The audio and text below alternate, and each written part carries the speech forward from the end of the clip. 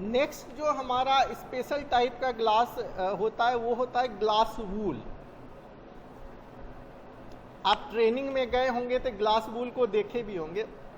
तो glass wool क्या होता है? ग्लास वूल एक इंसुलेटिंग मटेरियल्स होता है जो कि फाइबर ग्लास के द्वारा बनाया जाता है, और इसको हम लोग बनाने के लिए एक बाइंडर का यूज़ करते हैं, और इसको अलग अलग टेक्सचर में बना सकते हैं। इसको वूल के टेक्सचर में भी बनाते हैं। वूल मतलब रुई के टेक्सचर या वूलन के टेक्सचर में भी बनाते हैं। जब इसको हम लोग बनाते हैं ग्लास वूल को, तो क्या होता है कि इसके अंदर स्मॉल स्मॉल एयर ट्रैप हो जाते हैं, जो कि पॉकेट्स के फॉर्म में होते हैं। जो एयर ट्रैप होते हैं इसके अंदर, वो छोटे छोटे पॉकेट्स के फॉर्म में होते हैं, और यही एयर पॉकेट्स जो है ये थर्मल इंसुलेशन प्रॉपर्टीज़ को प्रोवाइड करता है। यही छोटे छोटे एयर के जो पॉकेट्स होते हैं, इसी के कारण हमें थर्मल इंसुलेशन प्रॉपर्टीज मिलती है। ग्लास वूल को जो प्रोड्यूस करते हैं हम लोग, या तो रोल्स के फॉर्म में करते हैं, या तो स्लैब्स के फॉर्म में करते हैं, और इसकी अलग अलग थर्मल और मैकेनिकल प्रॉपर्टीज होती है। जैसे हम लोगों ने ब्लैंकेट यूज़ करते हैं, तो वो थोड़ा उसकी मैकेनिकल प्रॉपर्टीज वो काफ़ी अच्छी होती है कंपेरेटिवली लूज जो ग्लास वूल होते हैं उसके कंपेयर में। जो लूज ग्लास वूल होते हैं वो काफ़ी ही सॉफ्ट होते हैं। तो इसका ये जो है ग्लास वूल, एक तो हम लोग रोल्स के फॉर्म में प्रिपेयर करते हैं, दूसरा जो है स्लैब के फॉर्म में प्रिपेयर करते हैं, जिसकी जो थर्मल प्रॉपर्टीज और मैकेनिकल प्रॉपर्टीज अलग अलग होती है। इस ग्लास वूल को हम लोग एज ए स्प्रे मटेरियल भी प्रोड्यूस करते हैं। बहुत फाइन मटेरियल प्रोड्यूस करते हैं, ताकि स्प्रे गन की मदद से कहीं पे इसको स्प्रे कर सके और उस सरफेस को जो है हम लोग इंसुलेटेड बना सके।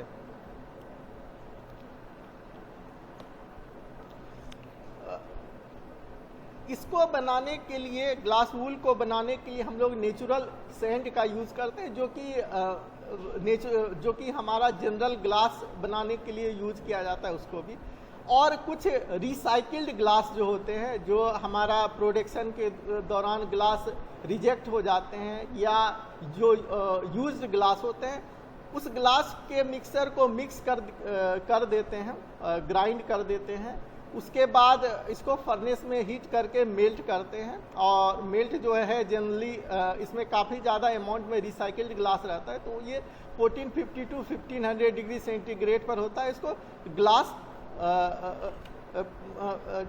ग्लास मेल्ट बनाते हैं।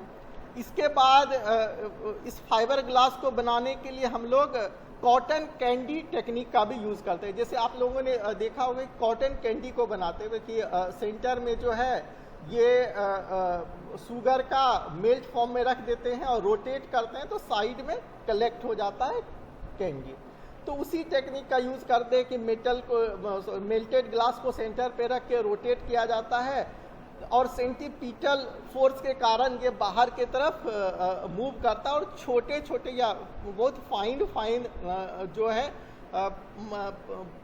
फाइन रेसेज जो है हमें उसके बाहर सरफेस पर कलेक्ट होते जाते हैं, जिसको कि हम लोग कूल करते हैं। तो कूल करने के बाद हमें ये ग्लास वूल तैयार हो जाता है।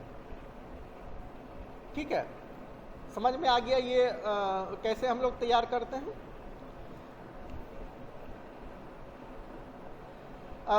इसमें जो ग्लास वूल या हम लोग कॉटन कैंडी मेथड से ग्लास वूल जो तैयार किया, इसका जो मैकेनिकल स्ट्रेंथ और कोहेशन स्ट्रेंथ होता है वो काफ़ी कम होता है। तो इसको बढ़ाने के लिए हम लोग क्या करते हैं कि बाइंडर को ऐड करते हैं। बाइंडर को जैसे रेजिन बाइंडर को ऐड किए, रेजिन बाइंडर को ऐड करने के बाद इसको हीट करते हैं, फिर ये जो है कुछ स्ट्रेंथ गेन कर लेता है।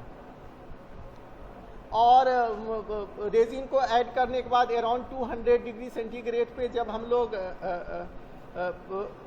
हीट करते हैं तो पॉलीमराइजेशन होता है, और उस पॉलीमराइजेशन के कारण इसमें स्ट्रेंथ और स्टेबिलिटी डेवलप होता है। और फाइनली हम लोग उस वूल मैट को कट कर देते हैं और पैक करते हैं और रोल्स के फॉर्म में पैक कर देते हैं।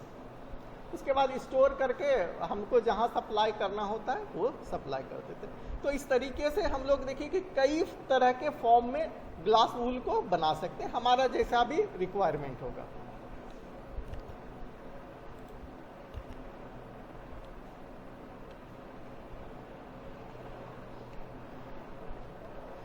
तो हम लोग ग्लास वूल जो है एक थर्मल इंसुलेटिंग मटेरियल होता है, जिसके कि अंदर जो है एयर पॉकेट्स ट्रैप होते हैं और ये ग्लास फाइबर से बने होते हैं।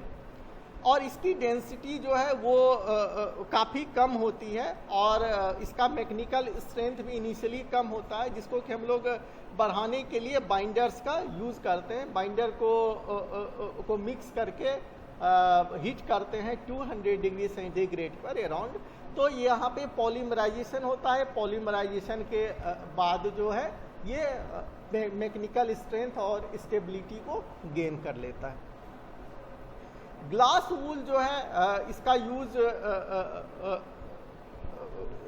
इसको जो है हम लोग लूज फिलर के तरह यूज कर सकते हैं। जो लूज मटेरियल होते हैं, आप लास्ट स्लाइड पर जाइए तो लास्ट स्लाइड में जो 4th फिगर है उसमें जो लूज टाइप के मटेरियल है इसका use as a filling material कर सकते हैं। कहीं पे गैप है तो इसको हम लोग आसानी से फिल कर देंगे तो ये हीट को बाहर नहीं आने देगा। किसी फर्नेस के अंदर यदि छोटे गैप्स हैं तो ये फर्नेस के बाहर नहीं आने देगा हीट को।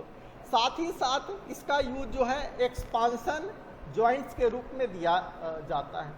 एक्सपांसन जॉइंट्स के रूप में देने का मतलब है कि हम जानते हैं कि रिफ्रैक्टरी ब्रिक्स को यूज करते हैं तो वो क्या होता है कि हीट होने के बाद एक्सपांड करता है और कॉन्ट्रैक्ट करता है। तो एक्सपांड जब करेगा तो उस एक्सपांसन को एकोमोडेट होने के लिए कोई चीज चाहिए, तभी ऐसे हम खाली तो नहीं छोड़ सकते। यदि खाली छोड़ देंगे तब क्या होगा, वहाँ से हीट आसानी से निकलने लगेगा। तो उस एक्सपांसन को एकोमोडेट करने के लिए ऐसे ग्लास वूल मटेरियल का यूज़ करते हैं कि जब ये जो ब्रिक्स की लाइनिंग जो एक्सपांड करे तो इस पर कंप्रेशन फोर्स लगाए और हमारा हीट भी नहीं बाहर जाए और इस एक्सपांसन को एकोमोडेट करने दे।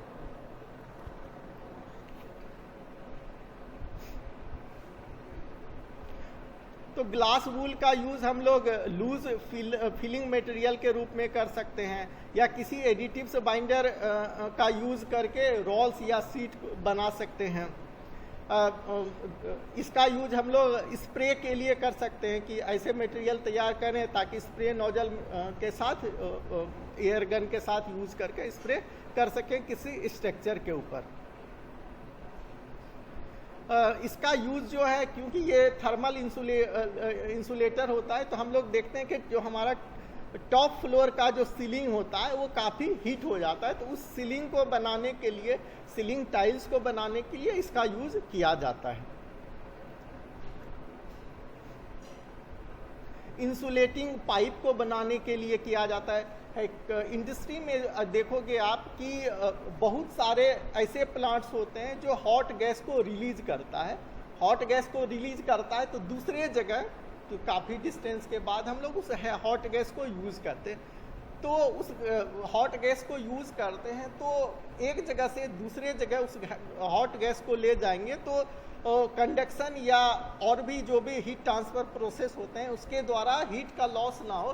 तो इसको हम लोग इस ग्लास वूल से कवर कर देते हैं ताकि हमें जो है कम से कम हीट लॉस हो और फाइनल डेस्टिनेशन पर जो है हमें ज़्यादा से ज़्यादा टेम्परेचर का हॉट गैस मिले। लेकिन फाइबर ग्लास जो होता है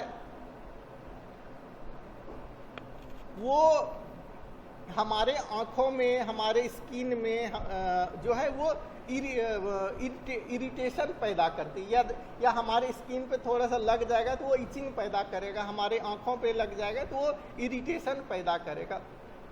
साथ ही साथ ये रेस्पिरेटरी सिस्टम में भी प्रॉब्लम क्रिएट करता है। और इस इरिटेशन पैदा करने के कारण ये नाक में, गले में भी प्रॉब्लम क्रिएट करता है, ये ब्रीथिंग डिफिकल्टी भी लाता है। तो ये सब इस ग्लास वूल का डिसएडवांटेज है,